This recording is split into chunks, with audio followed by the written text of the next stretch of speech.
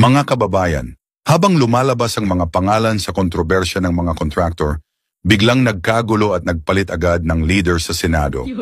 Una, lumabas ang pangalan ni Alan Quirante ng QM Builders. Sa mga kasal ng kanyang mga anak, ninong mismo sina Senator Raffy Tulfo, Senator Mark Villar at dating Senador Bong Revilla. Ibig sabihin, kumpare nila si Quirante. Kaya pala itong si Mark Villar nag-vote in favor of Soto for Senate President. Pangalawa, sa second hearing ng Blue Ribbon Committee on September 1, 2025, halos sumabog sa galit si Tulfo kay Marcoleta, ang chairman ng investigasyon noon. At pangatlo, ilang araw lang ang lumipas, pinalitan si Marcoleta ni Ping Lacson.